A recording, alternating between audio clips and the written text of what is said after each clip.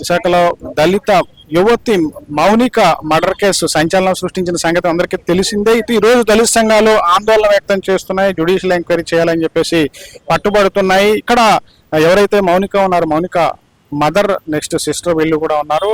అమ్మ చెప్పండి, మౌనిక సంబంధించి ఈ కేసులో మీకు తెలిసినటువంటి విషయాలు చెప్పండి.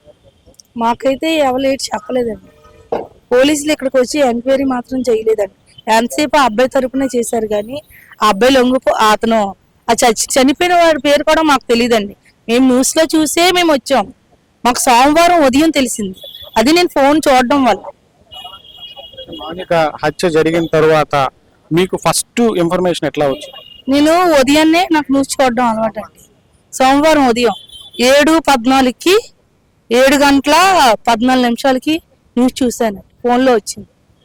చూసి మా అమ్మ పడుకొని ఉంటే చెప్తే మా అమ్మ గుండెలు బాదుకొని నా కూతురు చనిపోయిందే అన్నది. ఈ లోపు మా తమ్ముడు ఇక్కడికే ఇలాగ వచ్చాడు. మా రాజకుమారు అక్క చచ్చిపోయిందని మా తమ్ముడికి అంటే అన్ని లోపు నేను ఫోన్ చేశాను. ఆడు వచ్చాడు, ఆడికి చెమటలు పట్టేసి నేను మళ్ళీ మా డాడీకి ఫోన్ చేసి చెప్పాను. తర్వాత మా తమ్ముడు గాజువాకలో తెలిసిన వాళ్ళు ఉంటే వాళ్ళు ఫోన్ చేస్తే వాళ్ళు పోలీస్ స్టేషన్కి వెళ్తే మా చెల్లి అని తెలిసింది. ఎక్కువగా ఈ కేసులో డేటింగ్ యాప్ గురించి ఎక్కువగా ప్రస్తావిస్తున్నారు. చెల్లి మీతో ఎలా ఉండేది అసలు? ఇంట్లో అందరికంటే నాతోటే బాగుండేదండి. డేటింగ్ యాప్ అలాంటివి నాకు తెలియదండి.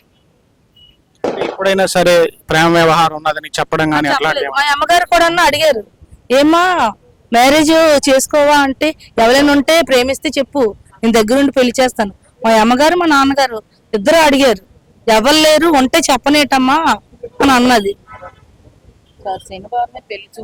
శనివారమే పెళ్లి చూపులు అయ్యింది, ఆదివారం చనిపోయింది సార్.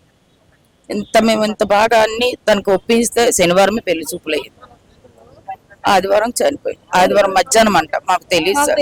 సోమవారం. ఎలాంటి న్యాయాన్ని కోరుకుంటున్నారు చెల్లి విషయం? మా చెల్లి విషయంలోని న్యాయం కావాలండి.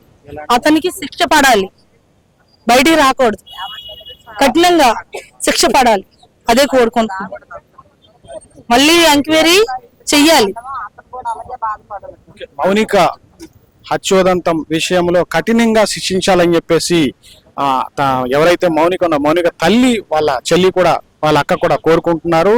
ప్రధానంగా జ్యుడిషియల్ ఎంక్వైరీ వేయాలని చెప్పేసి దళిత సంఘాలు అయితే ఈరోజు ఆందోళనలు చేపట్టాయి.